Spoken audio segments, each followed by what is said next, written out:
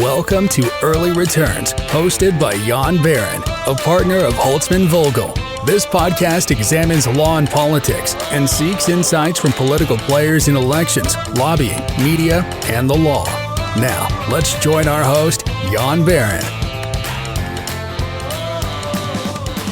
Welcome back to Early Returns, a podcast about law and politics. I'm your host, Jan Barron. Our producer is Jody Mayer Piazza. This episode is being recorded on February 15th, 2024.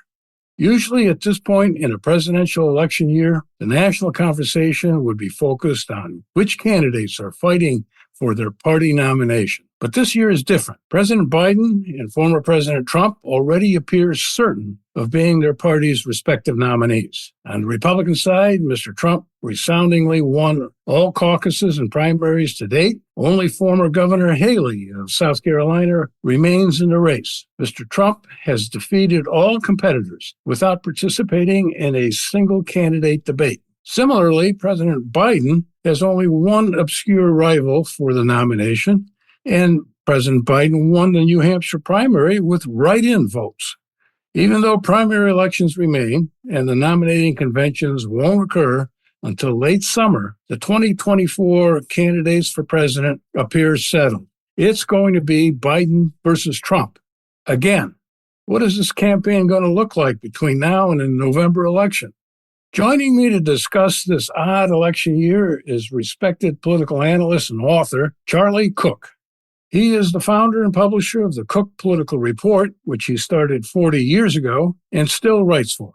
He also is the co-author of the Almanac of American Politics, which is the authoritative reference book for information about politics and elections in each state and every congressional district.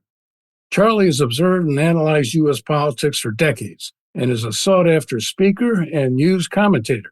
Charlie, welcome to Early Returns. I appreciate you taking the time from your many commitments to join us. Well, thanks, Jan. I think we've known each other for almost 40 years, pretty close to 40 years. But, when I first heard the name of your podcast, Early Returns, I thought of the opposite. From my home state, Louisiana, there's an expression, the polls are still open in Plaquemines Parish. Sometimes they're open for days until the desired result occurs. Not anymore. Well, you and I recall a very unusual election in Plaquemine Parish for Congress, and the winner of that election actually was kicked out of Congress because of the election fraud that occurred. We wouldn't be talking about Rick Tonry, would we? Exactly. Good time. Yeah, you are correct. We have known each other. In fact, I think we predate your starting the Cook Political Report. You actually were a political operative, and I was just starting out as an election lawyer. And if I recall correctly, you may have been one of our early clients at my old law firm who needed some election law advice. And so that would put it at 41 or 42 years ago. It would have been like, probably, 81, 82. Yeah, that's great. Yeah. Well, thanks for doing this. Before we get started on talking about the elections, you mentioned that you grew up in Louisiana, and I wanted to acknowledge that you also got to Washington because you went to Georgetown University. A lot of people don't know how you started publishing the Political Report and how you got into this business of becoming a political analyst. So when did the transition occur and why? And how'd you get started? Well, in a nutshell, I'd been a debater in high school and had come up to Washington for the Georgetown Summer High School Debate Institute, 2 summers. And that's when I kind of got bit by the Washington bug. But as a high school debater, I used a law firm's law library. And one of the partners in the firm, or actually a young associate in the firm, was working on a Senate race for a guy from my hometown, Bennett Johnston. And I got recruited to help do opposition research. And so every day after school, and then for the summer after my senior year of high school, I'd go to the library, and because back in those days, opposition research was basically done in public libraries. It wasn't some of the smarmier stuff that happens now, and got bit by the political bug because my family wasn't terribly political. And so I did research and then also would drive the candidate around some, which was a great opportunity for a senior in high school to listen in on all these conversations and learn things. So anyway, when I was in college, I worked on the Hill in Johnston's office and a couple other jobs. And I got my start. He was a conservative Democrat, is a conservative Democrat, but I got my start working for various more democratic entities other than the National Association of Home Builders, which is when we met. But I found myself in the early 80s, like 83, 84, voting Republican maybe 40% of the time, which is kind of in poor taste when you're working for the Democratic Party. And I was trying to figure out, I like politics. I think I'm kind of good at this, but how do I work? You can't work for both parties. And how do I do this? And so I came up with the idea of a political newsletter that analyzed races from the standpoint of somebody who had worked in campaigns and someone who had been a pollster, as I had been for a while, and just sort of look at it more clinically, but with an audience of lobbyists and people that were very much interested in what's going on, why, what may happen, that sort of thing. So I started with my $6,000 out of the Senate Retirement Fund, and my late father-in-law co-signed a bank note for $10,000. And so in 1984, I started the business. And we were pretty much living off my wife's salary. And after a couple of years, it started finally kind of catching on. And by, I'd say 91, 92 or so, the transition period where it became sort of a moderately respected and reasonably well-known publication. Well, you certainly acquired credibility, and you started this business at a time when, first of all, there were not a lot of reliable sources of neutral information, even from the press. And of course, the campaigns and political operatives were feeding stuff all the time, but it was from their perspective and to their benefit. But also, it was really the beginning of a lot of activity in the business community.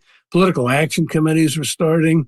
They were raising money. They wanted to know what the real deal was in these campaigns because they were going to be making contributions and they wanted to have some reliable data. And so you seem to niche at the right time with the right potential audience of subscribers. Was there anything dramatic that sort of lifted you off as the guy to go to, or was this an accrued process? Well, I should add, I had my direct competitor, but good friend, Stu Rothenberg. He had started, well, it's a longer story, but a little bit before I was. But we were both coming along, and it was a great relationship because we were direct competitors and good friends and got along great. We still are, still have lunch, dinner a couple of times a year. But we were coming along. It was when PACs, and whether business, labor, when they were rising and becoming very, very influential. And before they were basically sort of marginalized to a certain extent by super PACs for the 4 House, Senate, Democrat, Republican leadership PACs. It was a different era. But I think the two things that helped both of us most was that C-SPAN and CNN coming on gave opportunity for younger people who would never make it on air for ABC, CBS, NBC. And you got your visibility, got your name recognition up, and you got credibility, kind of a good housekeeping seal of approval by being on TV, which is kind of paradoxical if you think about it. You get the idea of being taken more seriously because you're on TV. And today that, anyway, whatever. But but it was being able to do a lot of C-SPAN stuff. And we both were Judy Woodruff and Bernard Shaw used to host Inside Politics 5 afternoons a week on CNN, and we were on once a week. And it just was a great credentialing thing for me. When my first issue of the newsletter came out, which was basically the beginning of April of 84, the New York Times ran a little thing. They used to have a Washington page and a Washington talk thing about the forecast for this new newsletter that got going. That was, I mean, we reproduced it shamelessly. You know, I had some promoters, Al Hunt, who was a bureau chief of the Wall Street Journal, and Mark Shields, and had some people that were definitely helped get me a lot of credibility, a lot of visibility, and that I will always be very grateful to. And last thing is, I went to, coming out of the Democratic side, I went over to the Republican committees and introduced myself. And I'd actually met Mitch Daniels, was the executive director of the NRSC, but I met him when he was Senator Lugar's chief of staff.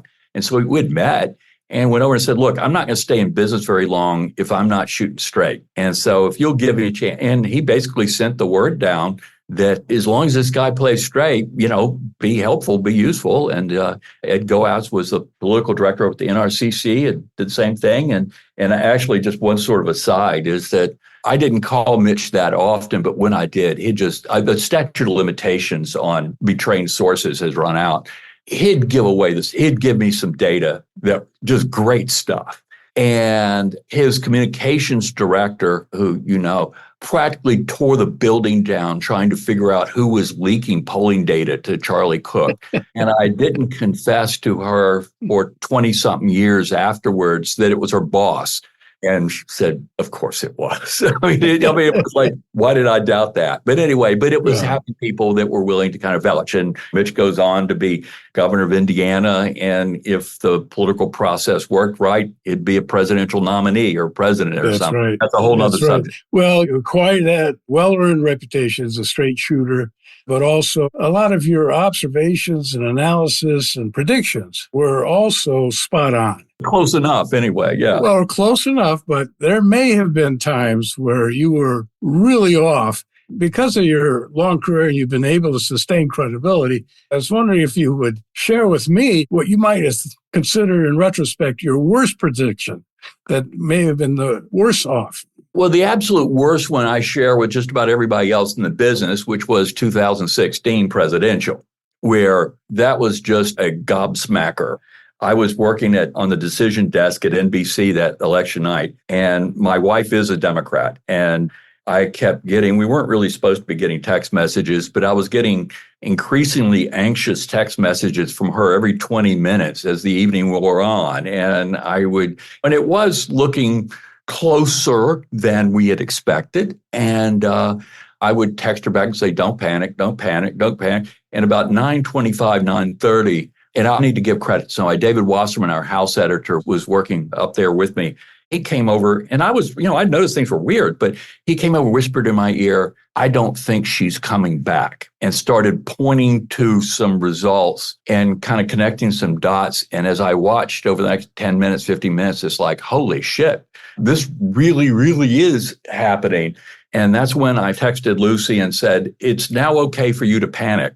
And she poured a bourbon and took 2 Tylenol PMs and went to bed, hoping that the next morning the outcome would be different, but it wasn't. So that was the big one. Why do you think you didn't see that coming? And by the way, nobody seems to have seen that coming outside of a handful of people who are around Trump. 95% of the people that do say they saw it coming are BSing. Exactly. I always wondered after that election, especially when talking to some of my friends in journalism, I said, so who's going to win the Pulitzer Prize for predicting that election? Well, and you have to rule out whenever there's a huge upset on whether Republican side or on the Democratic side, you got to rule out the people that predict that outcome every time. A broke clock is right twice a day. And so if you always predict Republicans and there's a big Republican upset, or you always predict Democrats, and there are a few of those. But the thing that I find most interesting was in 1994, we had not had a wave election since 1974. And, I was in college the last time there'd been a real, a midterm wave election. 1980 was kind of wavy, but it broke the weekend before the election with the Reagan-Carter and what happened in the Senate, to a lesser extent in the House. But in 1994, we hadn't had those. And somebody had said something to me, so on the Democratic side, saying, are you seeing some weird things here or there? And guy that actually worked at the DCCC, and we were just kind of comparing notes. And I started watching and realizing over late spring, early summer of 1994, that you had a lot of Democrats that were really underperforming where you might expect. And they were in suburban districts and rural South, all corners, all kinds of districts. And you could see a wave building. But the thing is, Republicans needed a 40-seat net gain. They had not had the House in 40 years, since 1954. And you could see it building. But if you gave Republicans every single competitive district, they'd get to 31 or 2 or 3. You couldn't get them to 40. And then on election day, they got 52. And it was, there were people winning, Republican challengers winning that hadn't gotten a dime from the NRCC. That nobody thought they were going to win. And you could flip it around, and it actually was the cycle that Rahm Emanuel was the chair of the DCCC. That, in fact, actually the only knockdown, drag-out, screaming match I've ever been in with a member of Congress was in a conference room at the DCCC with Rahm, who thought that I was being more optimistic for them than he thought I should be. And that there were guys that won that year that hadn't gotten a dime out of D triple. And so sometimes these waves tend to get bigger than you expect, but where I didn't think they'd get to 40 and they got to 52. And the only people that did say they would get it were the people that predict Republicans win every election, and so those sort of don't count. Well, one of the indispensable tools of your business is public opinion polling. And as I recall, in both 2016 and in 1994, there seemed to have been some shortcomings in the polling that was being done in those years. Do you think that's accurate, number one? And number two, what is your opinion of the polling industry today? And we've got a slew of polls coming from everywhere. We have a website, Real Clear Politics, that categorizes and logs every poll that seems to be conducted nationwide in every jurisdiction, even down to dog catchers sometimes. So what is the continuing value of polling? Yeah, and make sure I hit all of those because all of them are important points. I think polling was never as precise, perhaps, as we kind of convinced ourselves that it was. But like in 2016, it wasn't nearly as bad as people think it was. And a lot of that was problems of interpretation rather than polling. And certainly, I came into politics at the tail end of the personal interviewing era, where somebody from Gallup or whatever would drive out to your farm and knock on your door and interview with a clip pad and interview on your doorstep or inner city or whatever. And so the transition from personal interview to telephone, and we had universal residential telephone, landline telephone. That was the first transition. And now we're transitioning into more digital online and other things. But there was a golden era where everybody had landlines. Virtually nobody had voicemail or caller ID, and where telemarketers had not ticked everybody off. And there was a golden era where it was pretty good. And then as response rates started going down, and because back in the old days, if a pollster made 100 calls, they'd get 40, 50 completions out of 100 calls. And then that number started kind of going down, or 25, let's say, and going down towards 4 or 5%. But the good news was that the people that refused to be interviewed or wouldn't pick, politically, they weren't any different from the people that did. My wife won't pick up a phone if she doesn't recognize who it is. And maybe it's because I'm a former pollster, but I'll pick up no matter what, because if one of my kids is on the side of a road and a good Samaritan is calling, I want to kind of pick it up. So it's just different mindset. But the politics of them. 2016 was the first time we started seeing that there was a group of people that were just not participating. And whether it's on the phone or even online, and later a study found this low trust voters, people that are just sort of suspicious and they don't want to be interviewed. They don't want to confide in anybody. And they aren't all Republicans and they aren't all conservatives, but they are disproportionately both of those. And and sort of the Donald Trump coming online and certain kinds of vote first time. But for most people, when they say 2016, the pollsters were all wrong. They all said that Hillary Clinton was going to win. Well, first, let's talk about the national polls. What do national polls measure? Well, what the national popular vote would purport to be. Real Clear Politics average was that Hillary was ahead by 3 percentage points. And on election day, she won by 2.4 percentage points. Well, I personally think that's pretty damn good. But anyway, it doesn't matter with respect to the electoral vote. So right, the people in the national polls don't look at individual. They don't break it out by state, But the other thing is there were some problems, particularly Michigan, Wisconsin, Pennsylvania, were the surprise states. And they tend to have a disproportionate number of or share of non-college whites, working class whites, who tended to be very more protectionist, which certainly went into the Trump lane. But the other thing that doesn't get talked about much is that in 2016, you had states like North Carolina, you had states where half the voters had voted 2, 3, 4 weeks before the election. Michigan, Wisconsin, Pennsylvania, under their election laws in 2016, they had they're very restrictive, they had practically no early vote. And so if you've got a race that's changing a lot in the last couple of weeks, like say an FBI director having a news, where is that going to manifest itself most? Well, a place where nobody voted early or very few people voted early, Michigan, Wisconsin, Pennsylvania. So I don't think that was all of it, but that was part of it. But most of it is just people were conflating the Electoral College and the popular vote. And now we're in an era where 2000 presidential, 2016 presidential, where in 2020, we came within 126,000 votes of there being a third inverted election, with Trump winning, came within Biden's margin in 4 states. So it's better than people think, but it isn't perfect. And pollsters are working very hard to try to kind of address those shortcomings.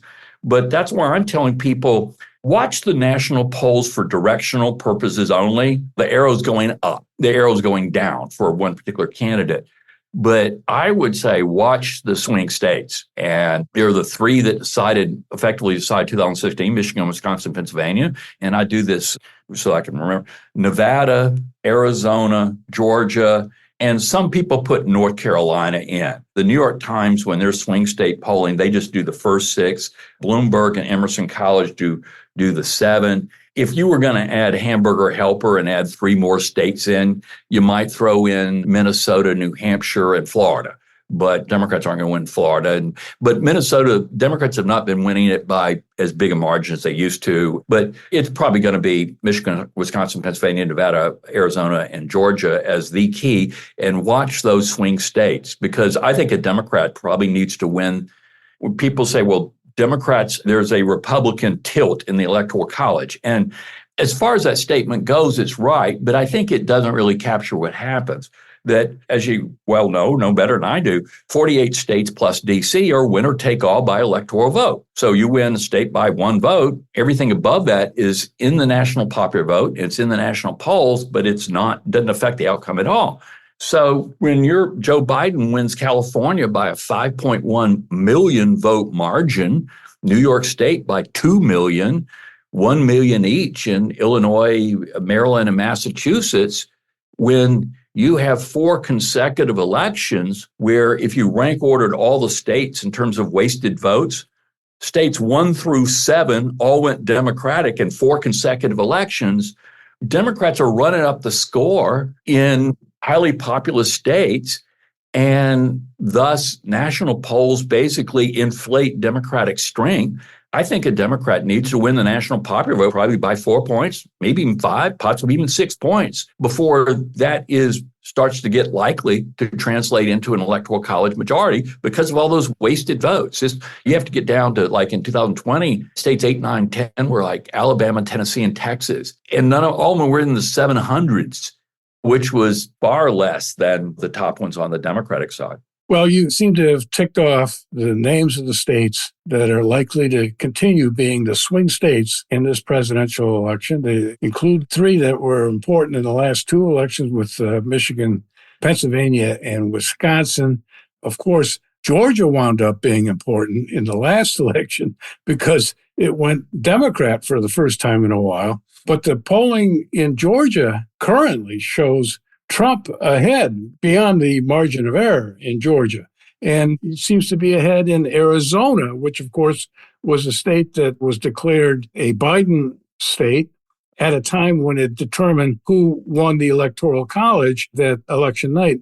So we're looking at the same list of important states. The rest of the country electorally is not likely to be of any importance because they will be in the status quo. And that, to me, suggests that this is, again, in terms of electoral success, going to be a very divided, narrow election in terms of outcome. Do you agree with that? Or do you see anything here potentially breaking for one side or the other? Because we've been in this lockfest now for several elections. Yeah, first of all, the way I look at the electorate, if you just asked a cross section of voters, you consider yourself a Democrat, Republican, Independent, and 30% say they're Democrats and 30% say they're Republicans. And in each of those cases, they vote 95% that way. And then you've got 40% that claim to be independents, but 3/4 of them aren't. And in equal proportions, they either lean Democrat, vote Democrat 85% of the time, or lean Republican. So you're really talking about 8 or 10% in the middle. Now, one of the problems, and this actually kind of goes back to what we were talking about a few minutes ago, is that when people look at interpretive problems with people that looking at polls, there is a fixation on the spread. Who's 1 point ahead? Who's 3 points ahead? 4 points ahead? But if you think about it, that sort of assumes that undecided split 50-50. And the thing is, undecideds, in a lot of cases, eventually decide. And they usually don't break 50-50. And some of them don't show up at all. But the thing is, they usually break one way or the other. And that's why I say, okay, well, look at the margin, but also for the leading candidate, how close to 50 are they? And if they're really if they're over 50, or if they're really crowding 50, that's one thing. But the farther away they are from 50, then how do you think the undecideds break? And if they disproportionately break the other way, what's likely to happen? But nationally, right now, Trump is averaging about a 1 point lead nationally, which to me says, well, if that's it, Biden's screwed. Democrats are screwed, because of the wasted vote phenomena. But when you look at the swing states, and Bloomberg News and Morning Consult did their 7 swing state surveys, 7 individual, but they also kind of collapse it. And it had in the 6 of the 7 swing states, all but North Carolina, Biden carried all 6. Well, in all 7, so including North Carolina, in this last round, that Trump was ahead in all 7 by as narrow as 3 and as much as 10 points. And you look at previous Bloomberg Morning Consult, you look at the New York Times Siena College, and there's Emerson College is doing some swing state polling. Typically, Trump, and again, whether it's 6 states like the New York Times does or 7 like the others, but typically Trump might be ahead in 5, and 1 might be tied, and maybe 1 Biden's ahead. And it's not necessarily the same one where Biden's ahead, but these are really ominous numbers for Biden. And you would be hard-pressed to find any demographic group that Biden is doing as well as he did 4 years ago, whether it's support level or enthusiasm or both. So whether you're talking about Latinos, whether you're talking about Latin Americans, whether you're talking about younger voters, in the case of Michigan, Arab Americans, which, had been disproportionately Democratic before, they're really ticked off right now. All these groups, they're just sort of all kinds of yellow and red flashing lights. If you're a Democrat, that there are just a lot more downside risks out there than there are upside for Democrats or downside for Republicans. And we could talk about the nature of the race in a minute between Trump and Biden, too. But well, this is really an unusual election. It's unusual because you got a president and a former president running against each other. It's unusual because the nominations seem to have been wrapped up in record time on both sides. And there's not a whole lot of suspense as to who the nominees are going to be. And then it's also unusual because, well, of their age, they're 2 old guys. And one of them is in a lot of legal trouble. And the other guy is having press conferences saying that he really does have a good memory and shouldn't be thought of as being an attempt to disprove that. It kind of reminded me of Senator William Scott of Virginia back in the 1970s. He had been labeled in an obscure magazine as being one of the 10 dumbest members of the Congress.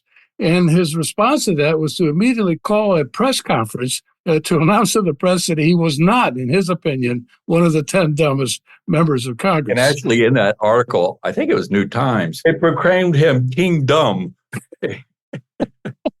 Oh, I remember that fondly. Yeah. And with Joe Biden and this special counsel report, I'm half expecting that if there's going to be any sort of an indictment or legal problem for the President Biden, he might show up in court acting like Uncle Junior in The Sopranos. You remember? He would come in his bathrobe, slippers, and pretend that he was having trouble remembering everything. Well, let's touch the nomination first. That for For Donald Trump, I think around the Washington and sort of, I think, political journalistic elites, there's this assumption that any race where Donald Trump's name's on the ballot is going to be about him, and he is an overwhelming personality. But 2016, it was an open seat race. It ended up being more about Hillary Clinton. It wasn't about Donald Trump. I mean, obviously, he was a unique personality and had a unique going on, but, where did those voters in the middle? It became more about her. 2020, also extremely close, but ended up being about Donald Trump. And it was the normal kind where normally if an incumbent president's running for re-election, it's a referendum up or down on that incumbent. And so 2020 was absolutely normal then, and frankly, didn't have a whole lot to do with Joe Biden at all. And you alluded, and I know that you saw something that I did yesterday, a fireside chat with the National Association of Business Economics, that maybe I put too much emphasis on this, but this is the first presidential election since 1892, when we all fondly remember when Senator Grover Cleveland beat President Benjamin Harrison. And then 4 years later, they faced off again, and former President Harrison beat new President Cleveland. That it's the first time since 1892, or 1888 was the first, 1892, that you've had back-to-back presidents, which invites a side-by-side comparison, that you don't normally have this. And whether this is the right or fair way to look at it, it invites a lot of these swing voters, a little 10% in the middle, to ask themselves the question that Ronald Reagan asked in the last debate in 1980, are you better off than you were 4 years ago? Or in this case, it's, was I better off before January 20th, 2021, or have I been better off since? And a lot of the polling we're seeing nationally and in the swing states have been asking a variety of questions. Were you helped personally or hurt personally by the policies under when Donald Trump was president? Were you helped or hurt, have you been, in the policies under Biden? Or who do you trust more? Or who did a better job of handling? And almost across the board, not only is Trump ahead on each of those, or net help much more than hurt by double digits, almost all of them, about, vast majority, and on the important ones like handling the economy, things like that, or vote issues that people find important, like crime. When Gallup has, they found recently that 40% of Americans say there's someplace within 1 mile of their homes that they're afraid to walk at night, and that's a 30-year high. Now, whether in fact things are worse than they used to be out or not, whatever, but people think they are. And kind of like with the economy, if they think voters don't vote on the economy, they vote on their economy, their personal economy.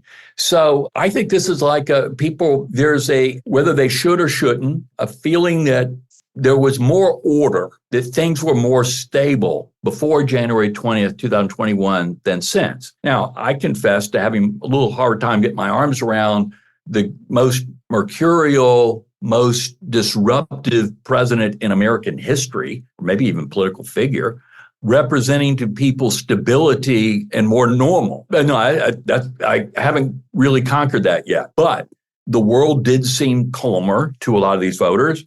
And at that point, when he left office, we hadn't seen any inflation in 30 years, meaningful inflation in 30 years. And I think this is going to be a referendum on Biden, or a referendum on the Biden presidency compared to the Trump presidency.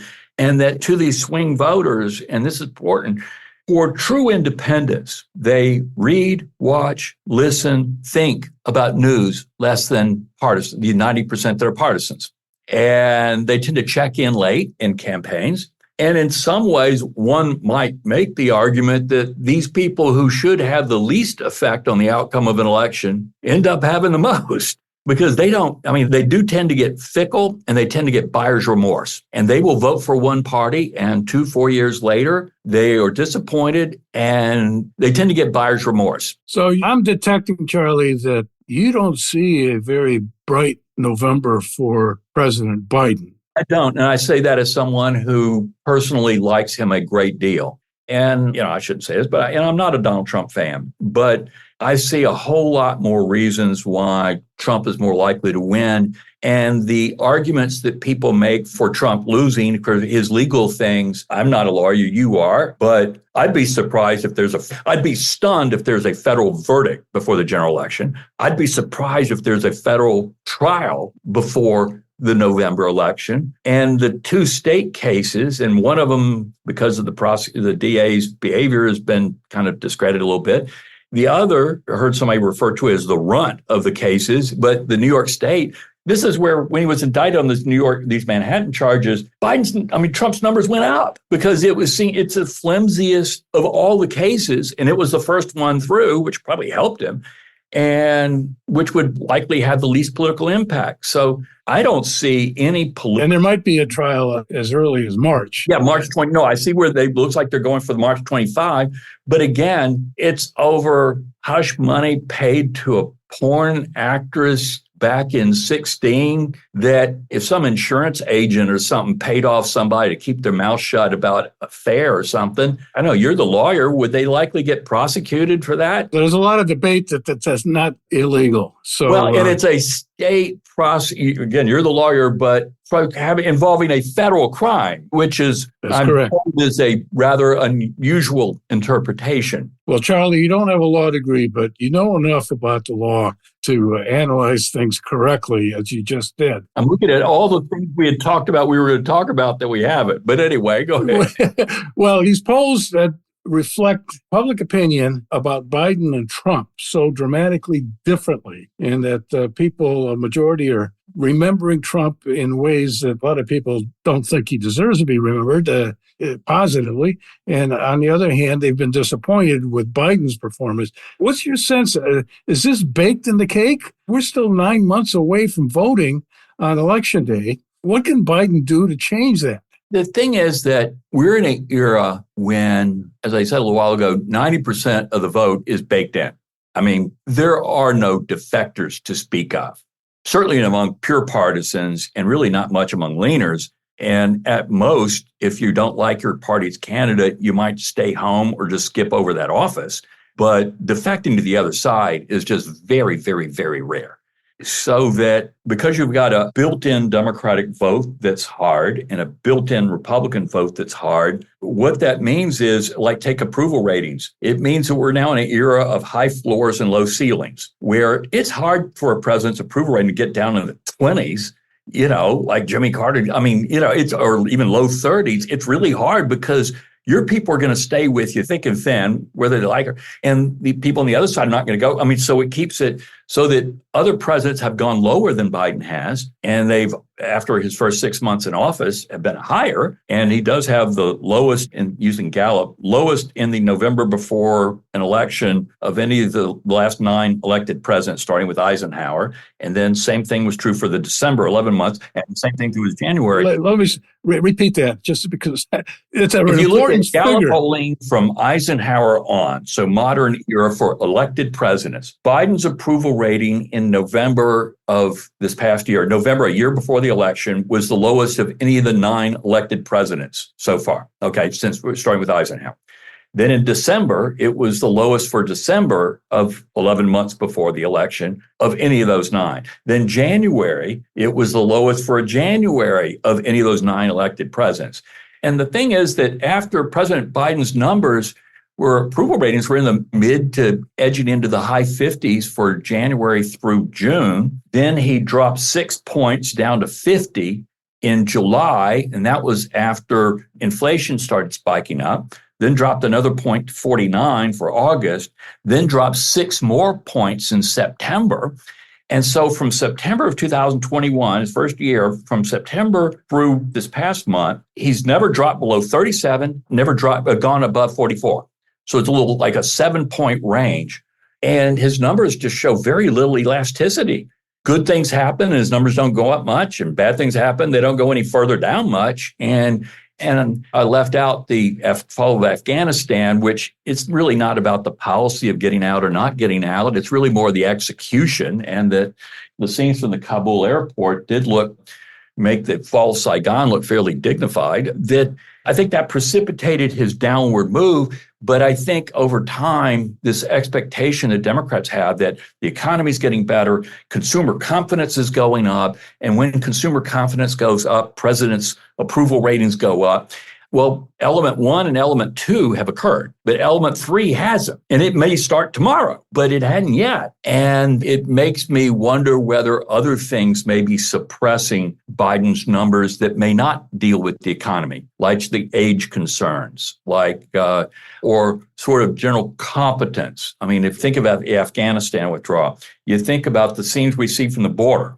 And no, we've never had an airtight border. We don't need an airtight border. But when you see waves of hundreds of people in one shot coming across, where it looks like people coming to a rock concert, it would seem like if you even tried, you could do better than that until the last month, and now they are, and now we've had a little, but I think there's, among that swing voter group in the middle, who's in charge? How good are they at doing this stuff? Or maybe they fault the decisions. I mean, impeaching Mayorkas. It's like, I think their policies on immigration and the border have been disgraceful, but it's not impeachable. Well, I think we've also learned that impeachment has become more of a political tool than a practical government tool. Like Bill Clinton, in retrospect, and maybe not so much in retrospect, that conviction probably wasn't going to ever happen. And I'm really pretty sure the 2 on Trump weren't going to happen. In fact, I actually had a good friend who was a Nixon and Reagan appointee, and we had an ongoing debate about impeachment of Trump.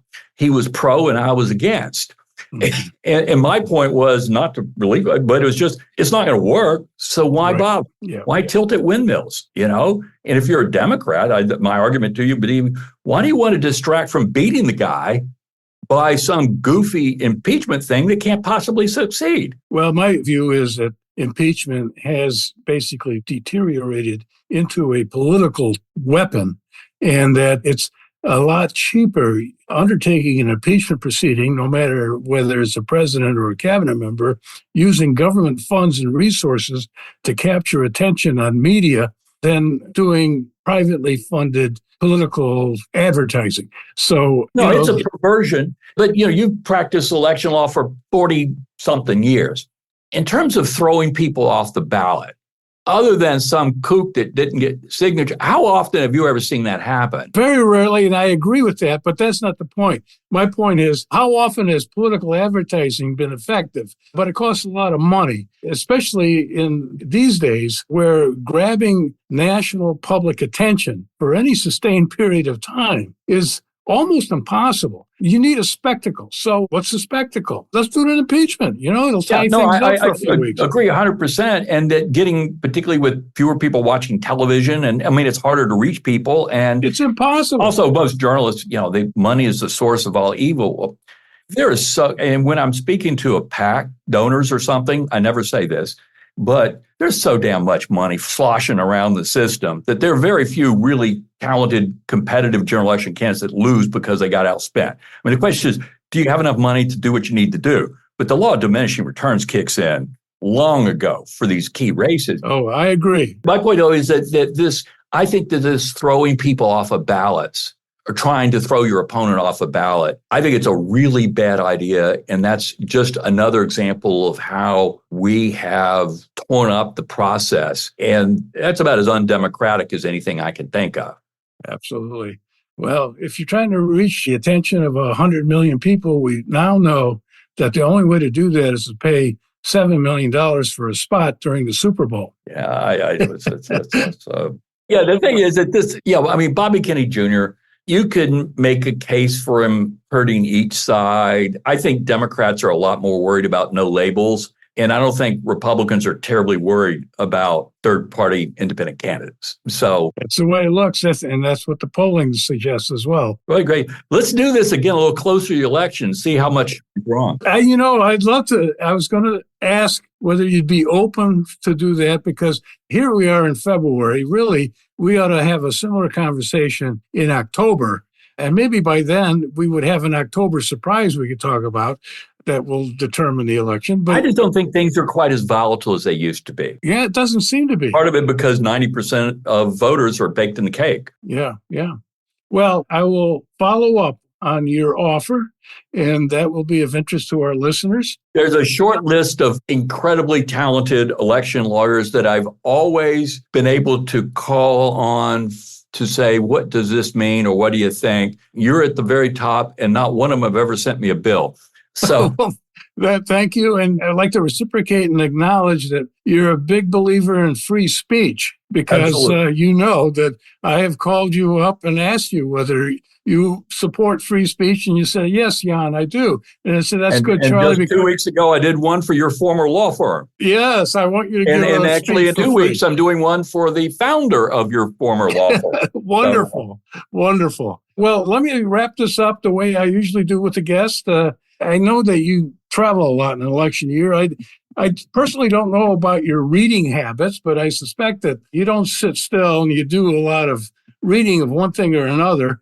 And I like to ask my guests, do they have any reading suggestions for our audience? Is there any book or stuff that you think people ought to pay attention to and that you've enjoyed? I tend to not read many of the campaign books, because they're all knockoffs of Making the President 1960 anyway. But no, I'm teasing. But I tend to read some, but not many. And I'm not into like Trump porn, people just wanting to read more that despair. I mean, it's like, I don't need to do that.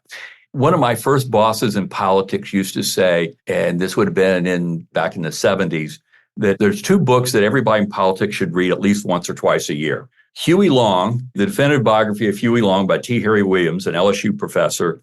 And the other was The Real Majority by Scammon and Wattenberg, and about who the average voter is and how they vote their economic self-interest. And the thing is, in some ways, I would still recommend that because it tells you how voters 50 years ago used to make their decisions. But I would bracket it with Identity Crisis by Lynn Vavreck, John Sides, and there's another guy who with an unpronounceable last name, other political scientists. But it's basically how culture now drives voting so much.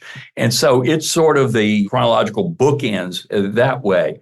There are a bunch after that, but I tend to do most of my reading in odd-numbered years or midterm election years, not presidential.